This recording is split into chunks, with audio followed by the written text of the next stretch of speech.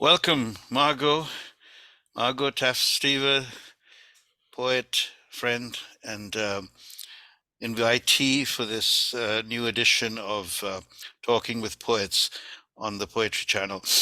My name, your host, Indran Amirthanayagam. Welcome, Margo.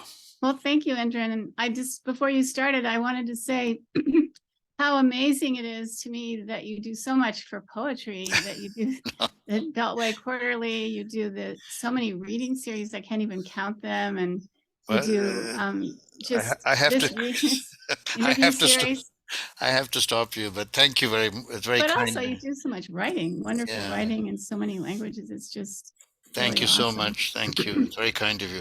It's been a rich experience becoming part of the poetry community of the United States and particularly of becoming involved with the Hudson Valley Writer Center and meeting you. And I know you founded that institution, and it's really become a vital source of poetry. And performance of poetry in the country, even more so during the pandemic, right? Because of how the Zoom reading has become the standard reading, and Yeah, I think uh, Jennifer Franklin, who's the program director, has done a wonderful job developing that series. right. So you Very too have a social, cultural imprint that's very important, and I celebrate that and salute you. Look, you're a poet now. You've been a poet for quite some time. You learned from the best, and you began. Tell us a little bit before we get into hearing some of your poems, not only from your newest book, The End of Horses, but your earlier work, and talking a bit about craft, talking a bit about your trajectory as a poet, and why we write poetry. I mean, it's a sort of a dialogue we can engage in over the next um, several minutes, 40 minutes, whatever. We'll play it by ear and see. May I just ask a very broad question? Like, when did you start writing poetry? What brought you to poetry as opposed to some other kind of expression? Yeah. Well, I think that really started writing poetry when I was a child and in high school, but I never thought I could write a poem until I got to college, and I had the opportunity to study with Denise Levertov.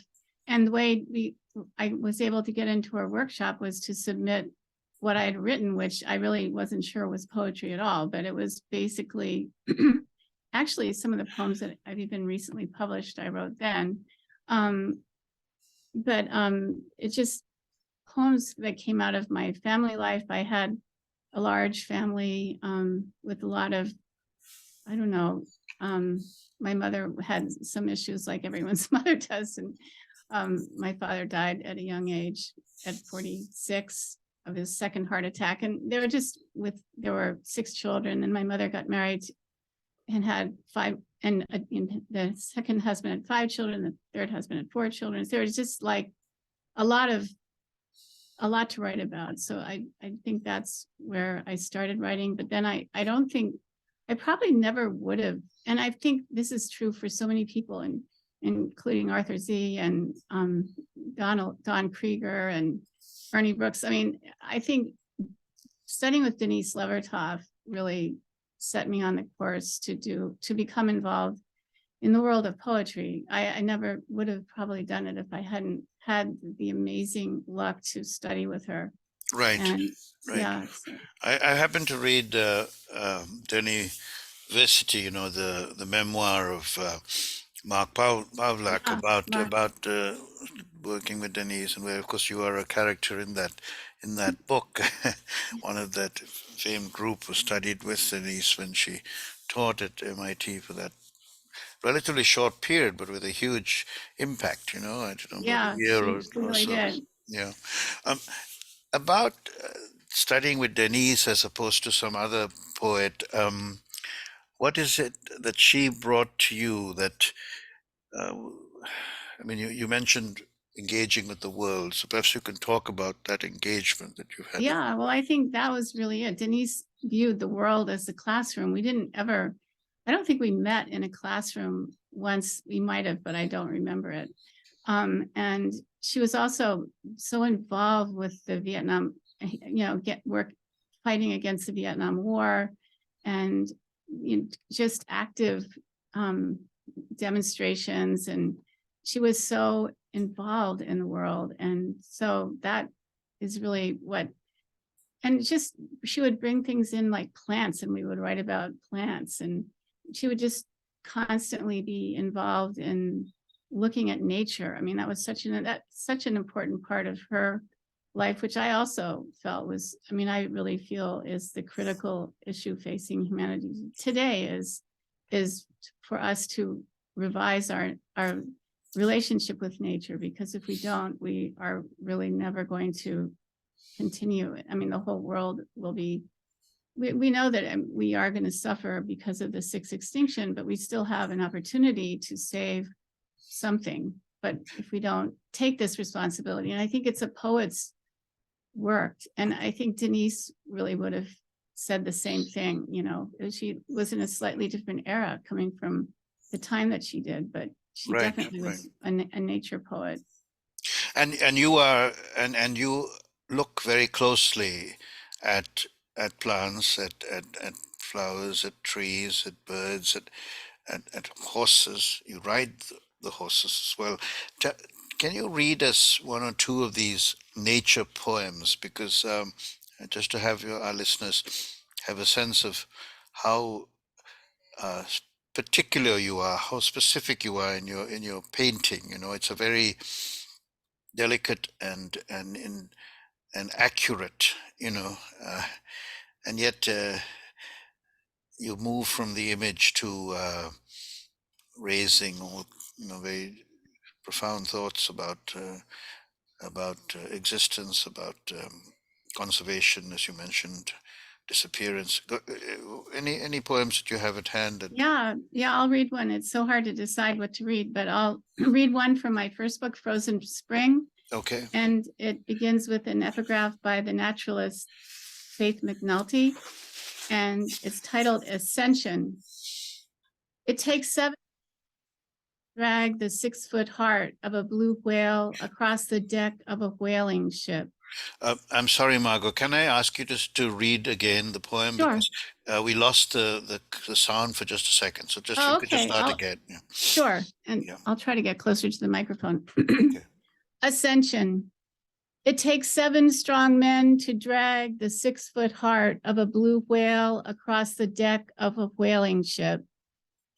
Beads of sweat well up on the sea-stained faces of the 7 men who bear the still warm heart of the blue whale to the boiling vats.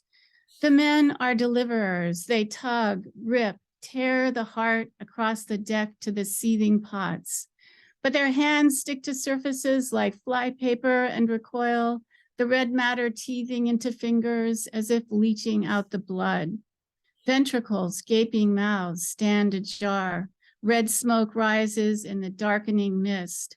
Harsh wind raps against crevices, something trying to get back in, tapping out an aberrant beat, an unknown code, and something whines long and low, a sea moan. Only a crane can lift a 6-foot heart, and as the last inch of the raised organ recedes into the stewing vats, dismembered parts of the heart ascend and billow over the deck. 7 men inhale the vision, their hearts slackening with each breath. The weight of that whale's heart pulled across the deck. Why 7 men? Was just curious. I guess I've always felt 7 is a kind of magical number, and Yeah. that's the only reason. I don't know that there really were 7 men. I'm not sure. Well, that's the poetic license which we have to acknowledge. I think my 7 is a magic number too. I mean, I think of the movies of like the Magnificent Seven and the Seven Samurai and so on. Yeah. Interesting. Would you like to read us one more, perhaps looking at the?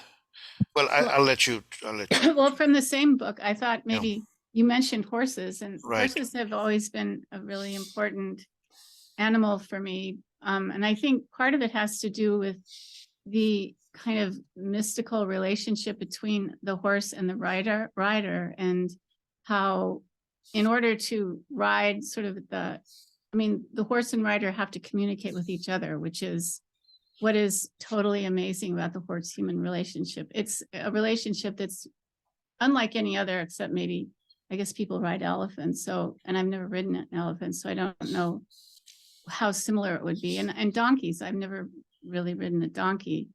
And I mean, I love donkeys, but anyway, I know about horses. So I could read a poem from the same collection. I've kind of have poems about horses and the environment in every collection. Yes, I mean, including that beautiful poem with which you begin, The End of Horses, right? The way you're riding with your sister. And I would love to talk to you about the relationship between horses and yourself, but also and your family, sort of, how.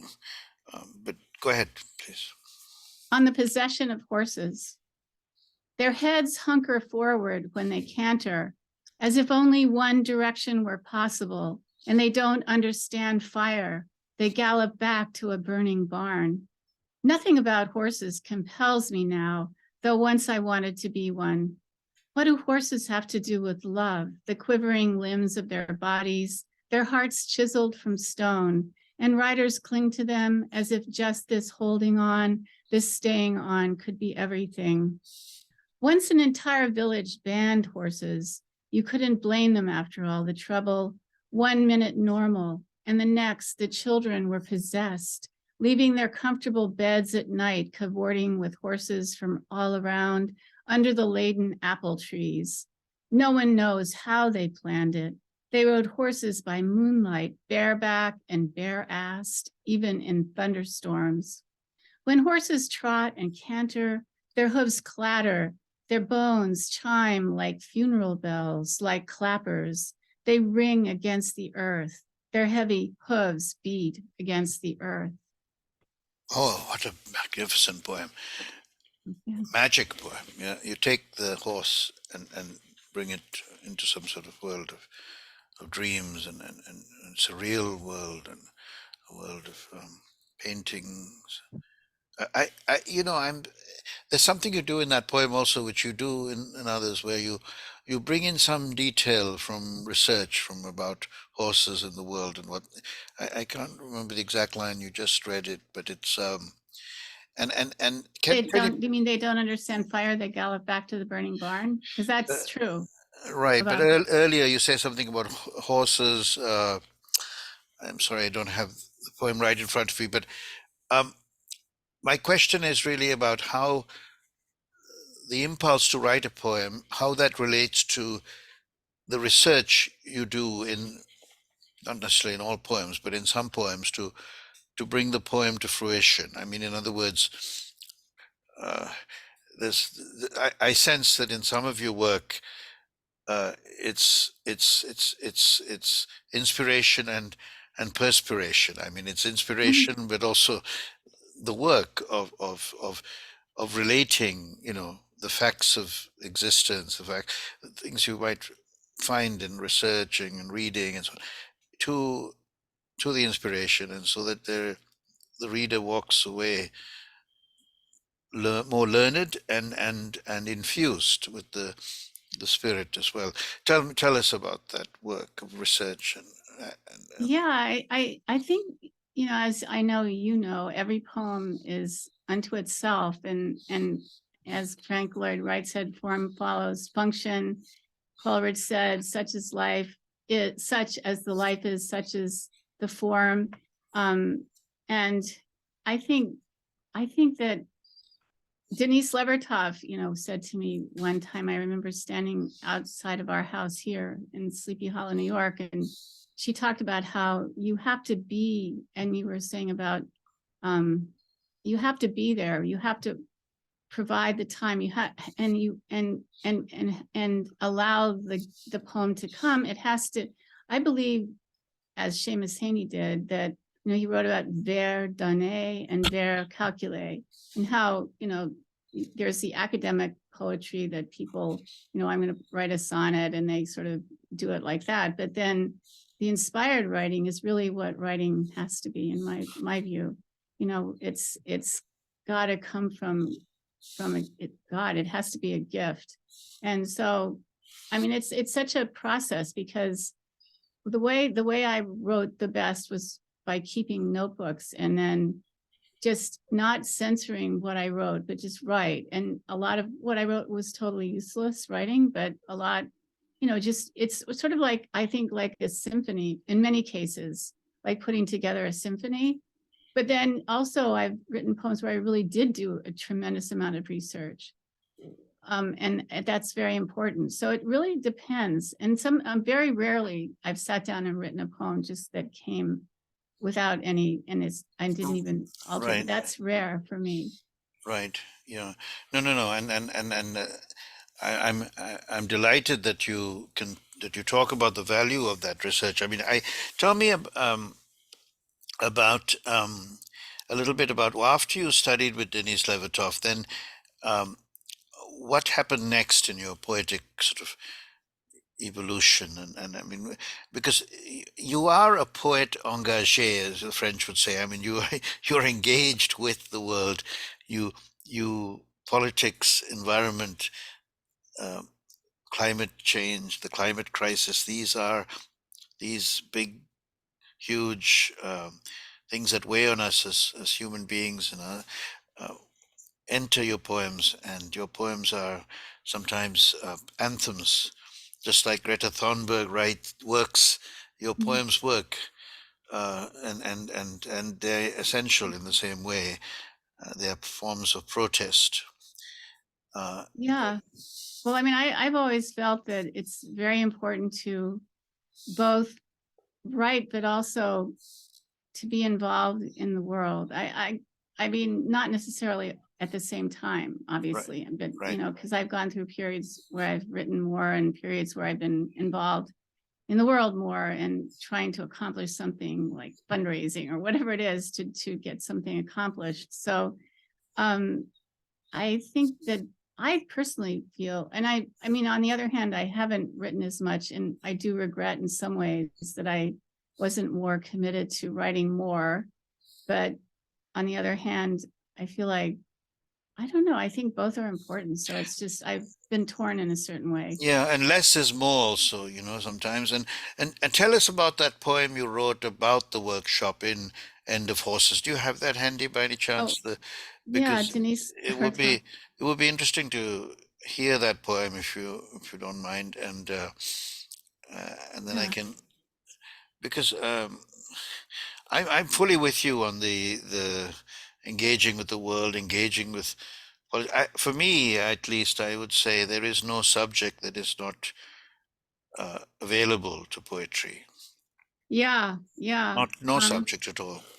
no, no, not at all. I'm having trouble finding the poem right Oh, now. it's in the, No, it's in the End of yeah, Horses. you're right, in the third part, I think, You do? towards I didn't see it there. towards the end of the third section, I think, if I remember. Um, hmm, it's not making an appearance. Hmm. Not to worry. I mean, if you as we're talking, perhaps you'll find it. Yeah, I'll find it. It's Um, not, I'm just, no, because I'm remembering also that the poem talks about a protest, and I remember yeah, reading about that incident Mark's book. in Mark's book. Yeah, Yeah, it's yeah, interesting to see that connection. Yeah. yeah, yeah, that was an amazing event.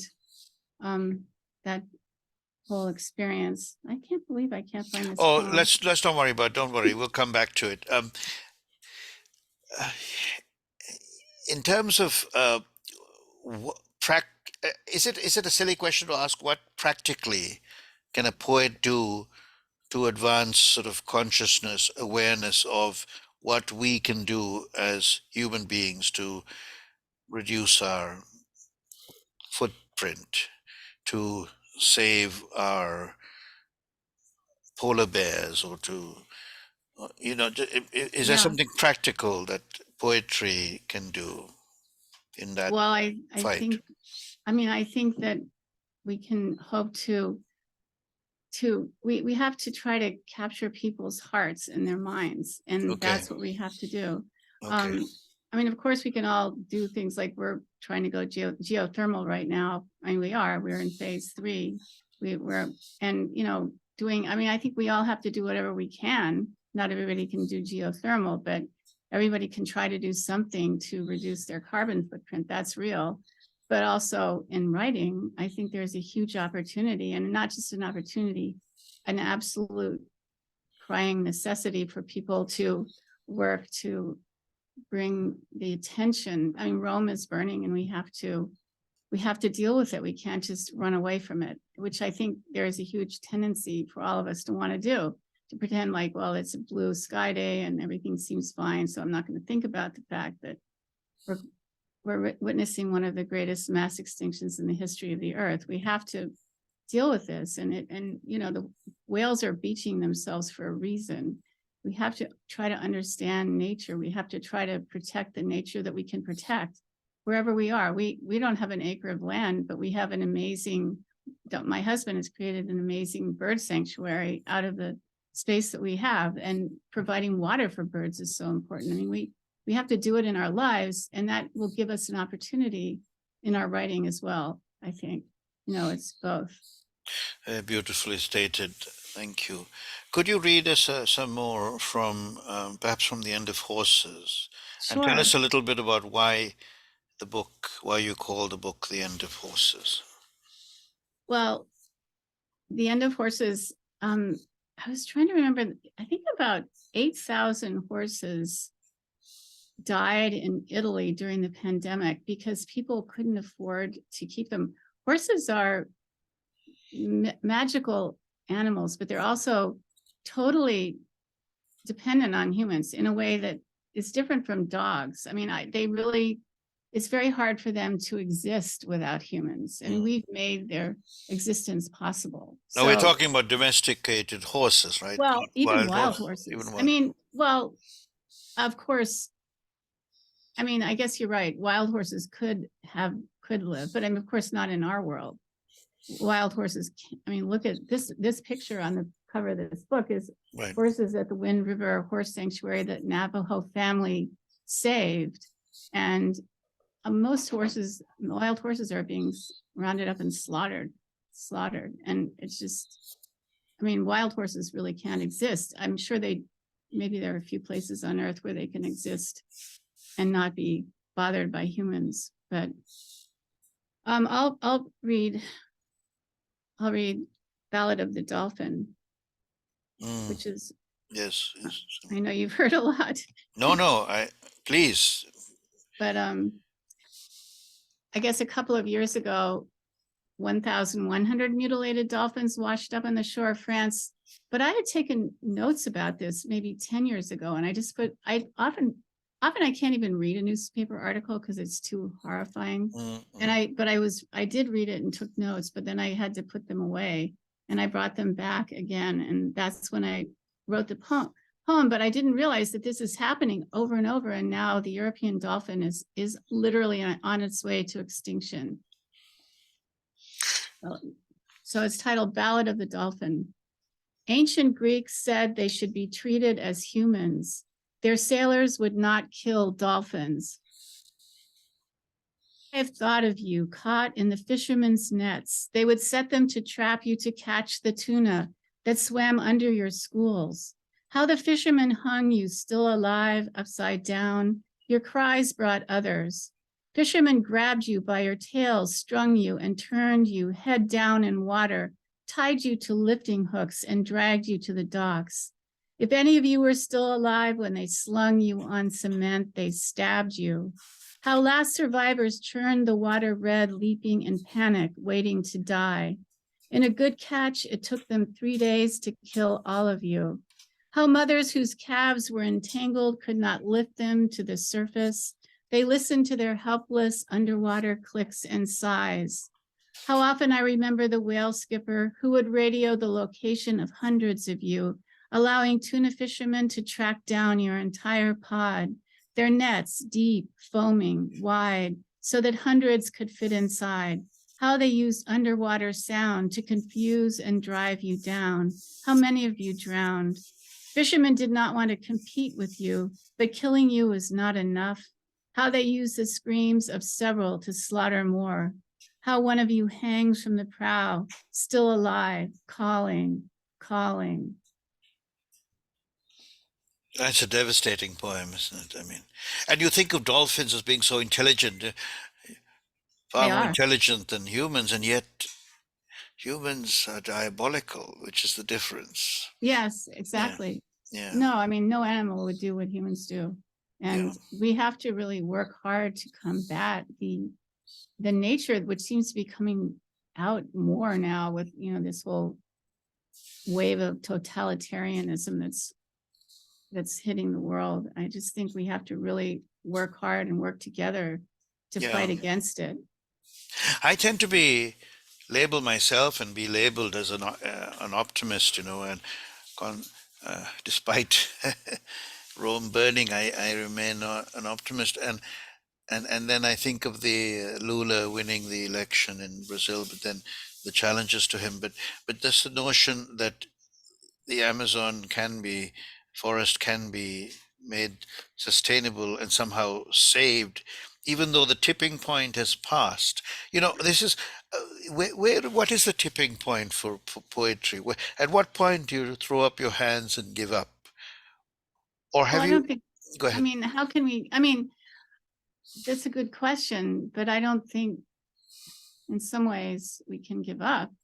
I mean, I think we have to keep fighting the forces of evil that are, that's what we have to keep fighting against. Because, I mean, you could make an argument that it would be better if humans didn't exist and maybe we should just let it all burn, and maybe that would be better for the world. But in the meantime, we're taking out so many beautiful animal species, and, not all humans are bad. I mean, I just think we have to try to fight together with people to save what we can. I mean, like Yeah. Noah's Ark, we have to do it. Well said. Well said. Can you share with us another poem from Well, I found the your poem that we were books? looking for. Wonderful. The one about the workshop and Looney's Laboratory.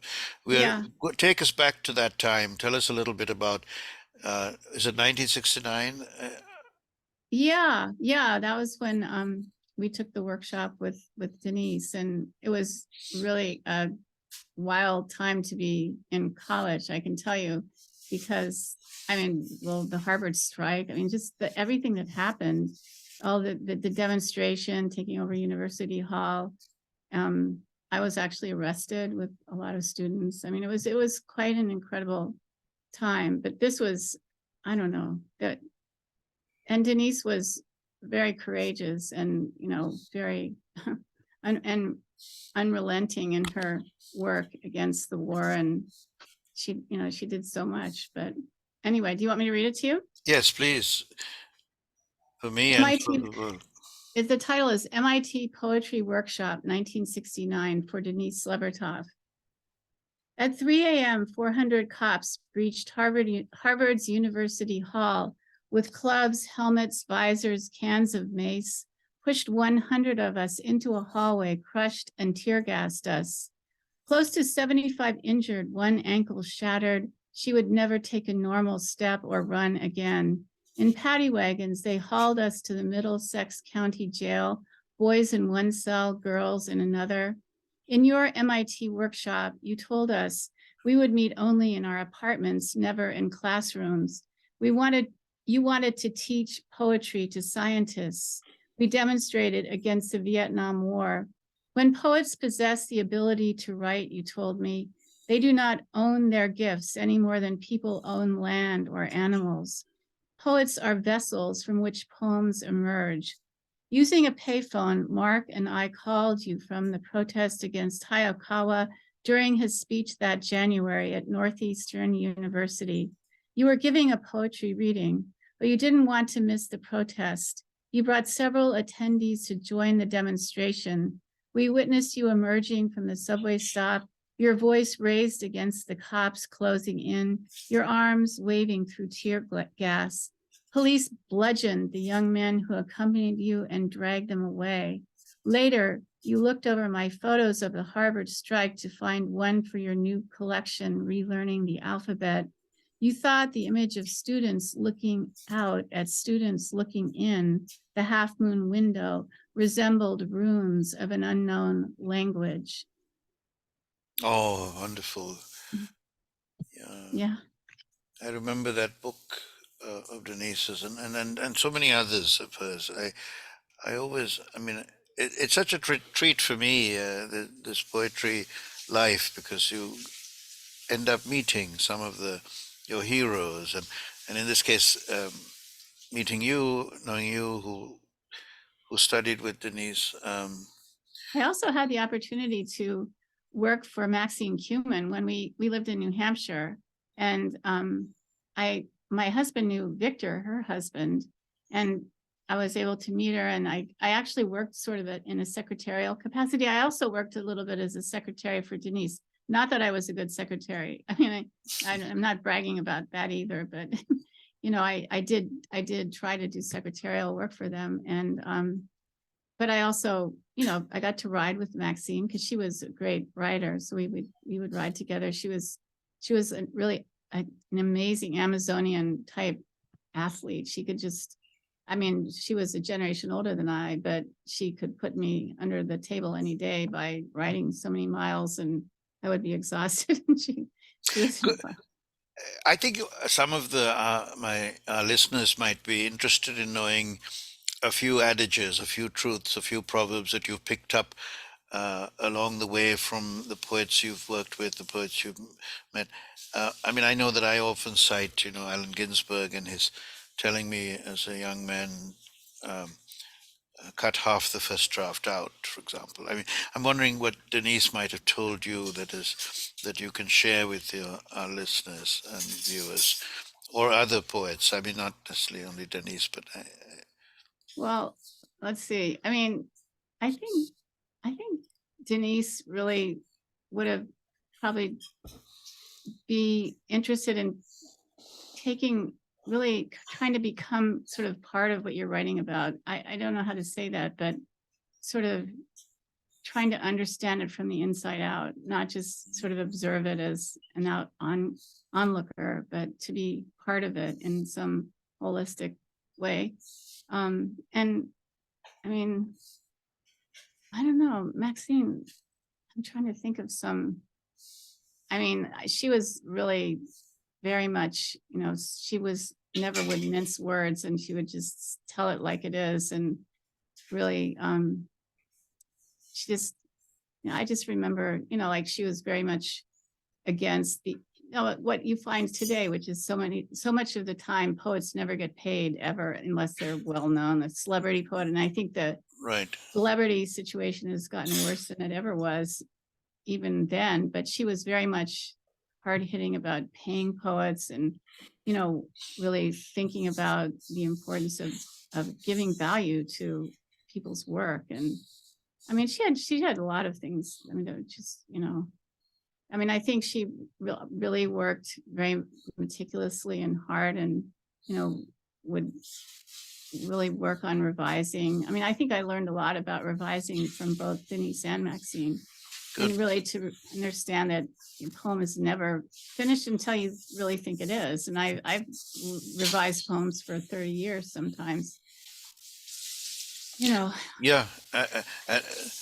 And what I think of Bob Lax's poem, 108 years old today, and not one perfect poem written, all straight down. Yeah. Uh, Revision, yes, revise, and then revise again. Tell me about, you mentioned the valuing poets and the celebrity issues and the divisions between the celebrity poets and the rest of the poetry community and so on. I Tell me, what advice would you give to the incoming chancellors of the Academy of American Poets, for example? I mean, we've just had three new chancellors elected for 6-year terms. We have a new poet laureate in Ada Limon now. Also, I presume on a limited term. I mean, we don't have in this tradition of the English used to have of life term appointments. Um, but anyway, what's the? It's a bully pulpit that you can use, presumably, to be a chancellor or to be a poet laureate. So, how do you think they should be using it now? In I guess I mean it's a really difficult question to approach with anything that might be a reasonable answer. But I think that I think that I think that there's some serious problems in the poetry world that we live in. And I guess I feel like the poetry world of the 60s was more organically connected to poetry itself. And now there's just much more sort of the hype and social media, and people get so overwhelmed by how many followers they have or how many people are liking them. And I mean, it's just, and publishers tell you you have to be on social media, and then you have to try to think of how to be effective in social media, which is of course much more difficult for people who are young and versed in the whole art of it. But I think it leaves a lot out of the world, and that's the problem. And it leaves a lot out of what poetry should be and should be about. And it's a huge problem. I think that I would say that people need to really think outside the box. And I think that it's great that so many different people are getting published. I mean, that's fantastic. Whereas in the past, it was just, the white, mostly males, but a few women. I mean, women started to get published when I was young. And then, I mean, but now there's a much wider tent. And I think that's the good news of what's happening today. But the bad news is the part about not necessarily seeing the world and wasting time. I think writing, I think we have to really write about the world that we're living in. And as I was saying, address our relationship with nature. That is absolutely critical, or we're not going to continue, and neither will anything else that we know. I mean, maybe some cockroaches, but we need to work on that. We can't just sit Yeah, around. no, music to my ears, and I agree with you absolutely.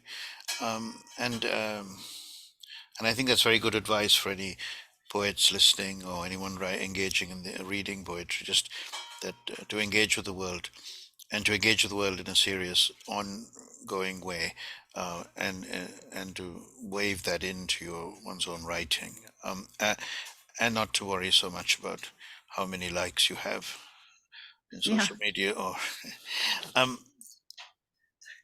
there's also inevitably the question about language. I mean, we're guardians of language, or refreshers of language, or rescuers of language, and yet sometimes some language gets, and for good reasons, prohibited or forbidden, or pushed out of fashion, and yet yeah, we want to be free to work with the material. Our material is the word, and we want to have that sense of being a small god, right? Pequeño creador. I mean, this notion. Vicente Huidobro, the Chilean poet, once wrote a book called Altazor, where he talked about this small god, el pequeño Dios, the poet. So I worry myself about language, and about being prohibited from exploring it because of ruffling, feathers, or saying the incorrect, the politically incorrect thing, and yeah, so forth. yeah. So that's just another. I was going to read a poem. It's from my first collection. I hate to be retrospective, but it I wrote it thinking of Victor Jara, who was the great Chilean Yes, yes. poet and singer-songwriter. And he probably, everyone hopefully has heard his songs like Winds of the People, which is so fantastic and beautiful. But he was rounded up by Pinochet and put in the stadium, and they destroyed his hands and murdered him. And anyway, so I mean, I was thinking of him when I wrote this poem in the 1980s, but I was going to read it, so maybe I will. Please do. It begins with an epigraph by Bertolt Brecht. Conversation with Bertolt Brecht. Solely because of the increasing disorder in our cities of class struggle, some of us have now decided to speak no more of cities by the sea, snow on roofs, women. And songs of revolution would bring back the gray fishing boats sailing through frail, deepening waters at dawn, and the seagulls making earthly sounds, as if these songs could restore the balance, the driven leaf, nail, old and rusted, shoved through the bent bough.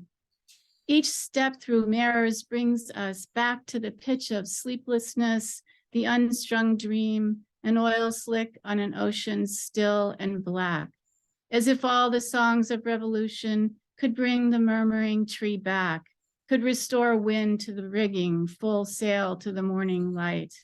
How many years, messages, wars, strange incidences, ironies. The wary eye of the mother wanted to protect her child, promise more, cities near the sea, clear waters, full sail, the morning light. What a beautiful poem. That murmuring tree back, bringing the murmuring tree back.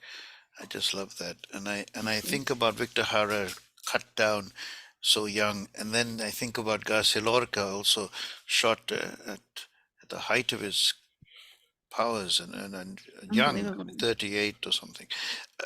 And I think Yeah, we, so we many of the do, great poets, like yeah, Keats, he wasn't murdered, but he died at such a young age, but he contributed so much. that's right. Amazing What poetry. caused Keats's death? Do you know? I don't remember. He had some kind of, one of the illnesses that wouldn't, like typhoid, not wasn't typhoid, but it was like consumption, you Okay, know, that right. but that could be cured today, but in his day, In his day, but not, he, yeah. yeah. Uh, I think also my friend Manuel Ulasio, whom I translated into English, was a wonderful poet, and he died. He drowned at sea. It was just an accident, and and Mhm. and then just before his work was to be made available in English. Now, 20 years later, the book has come out. So I'm very.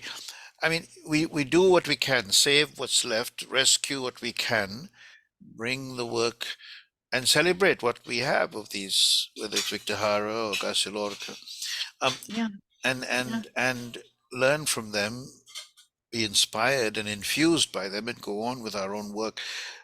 I think we have to read and write, both the things, and share, right? Don't you think? I mean, there's sort of yeah, three elements: read, write, and share. Now, absolutely now sharing could be in the social media as well. I mean, it's not that it's true. just the technology. We have to learn to not be controlled by it, I suppose, but use it wisely, whatever wisely means. But I mean, Mm, in a way that doesn't destroy us. yeah, Anyway, I love your poems. Now it's easy for me to say the word to love, but to love means I feel them very intensely and deeply, thank you. and they are also politically engaged poems, and that to me is one of their one of their charms. Um, I wish to, that you, yes, devote as much time as you can to the art, both the writing and the sharing of the work. Um, we, I'm curious to ask you. I mean, I know you don't translate, but I'm curious to know whether you read in other languages, and if so, whether how other languages influence your reading and writing in English. I've only read a little bit of French poetry. I actually worked with a Chinese poet to translate a Chinese poem once, but I mean, I really very much respect translation and think it's an amazing art form in and of itself. And I wish I did. I, like you, know many languages, and I don't. I know a little French, and that's about it. So anyway, I would have liked to know more, but I No, no, it's fine. And yeah. then inevitably, just because of the nature of my work, as a diplomat, and I've learned languages have become a sort of home for me. So I try to learn them as well as I can, and use them. But that said, we are all always trying to create one language that unites us all. Uh, so maybe speaking Yeah. many is not always, it can be counterproductive. I don't know. Uh, I think we'll as I mentioned earlier, less is more, and brevity and so on. So with those things in mind, would you like to make some sort of concluding remarks about, and take the conversation as you wish. I mean, we've talked about Denis Levertov, we've talked about um, engaging with the world, we've talked about uh, the end of horses, this brutality of human beings, and yet the positive, yet the plant being cultivated. So Yeah. I'll let you have Well, the closing words, and also if you'd well, like to read another poem. sure. I mean, I was thinking, since you asked me why I titled the book End of Horses, I should read the title poem last, perhaps, and just maybe mention the reason that I read it. I guess Bill McKibben kind of said it well in an article that I recently read in the New York Review of Books. Well, and a quote is from his article, Where Will We Live? Is the UN's High Commissioner on Refugees reported in late May that the world, for the first time in recorded history, had 100 million forcibly displaced people. The International Organization for Migration has predicted that we could see 1.5 billion people forced from their homes by 2050. And by 2070, as many as 3 billion people could be living in intolerable heat. And I mean, that's kind of what I was writing about when I thought, we've talked about species being ending, like the snow leopard, the monarch, whatever it is, but people don't usually think horses will disappear, but they will. And that's what I wanted to get across by the title, and the poem that I wrote, to the title poem is End of Horses. I write to you from the end of the time zone. You must realize that nothing survived after the horses were slaughtered. We sleep below the hollow, burned out stars. We look into dust bowls searching for horses. When you walk in the country, you will be shocked to meet substantial masses on the road. We do not know whom to blame or where the horses were driven, who slaughtered them, or for what purpose. Had the horses slept under the linden trees, the generals and engineers pucker and snore on the veranda. My God. Mm. There are no words, and yet you find the words here. Thank Yeah, you. yeah. Thank you, Margo, for this very. I don't know if you are a religious person, but I would use the word religious experience of Oh, listening to you, well, meaning thank you. spiritual, infused, transforming experience. Well, thank you. I would Um, say nature is my religion. I yeah. mean, about it. Well, then the nature poetry is doing well. It's thriving in America today. Thank you. Well, So thank you, thanks to Indran. Margo And Taft. thank you for everything you do, which is so huge. Thank you. Thank you. Well, uh, one day well, and now that the pandemic is, so to speak, under control, we'll meet in person again Yeah, soon. again, So, it's been a while. right. Thank Good. you so much for everything, Margot. And please let us know where you could find your books. Are they easily available uh, in Well, bookstores? and the best place, I guess, aside from bookstores, I don't think my books are available at bookstores at all. I mean, you could order through a bookstore, but I think you would be hard pressed to find any of my books in a bookstore. You could also, if you order them from the publisher, that's the best. And broadstonebooks.com is the Broadstone publisher, and Cavan Carey Press published Cracked Piano, and you can easily find them on, and it's better for the publisher if you don't buy through Amazon, much better for the publisher. And then the Frozen Spring, you have to order from me because it's out of print. So If you like, I can add how to acquire the books into the text of the video once it's that would be published. great. Just send that to me offline, and I'll make sure I put that. Okay, I'm really bad at links, but I always No, got no, Susanna. no. No, but you said it right. I mean, the End of Horses available through Broadstone Books, Yeah, and Cracked Piano from Cavan, Cavan Carey. Cavan Carey Press. But Yeah. you can just send me an email and I'll put that down. Okay, great. Thank you. So thank you so much. Look forward to our next conversation. Great. And yeah, Well, I thank feel you. Thank you. energized. Thanks for this. Thank you. Thank you. Bye-bye.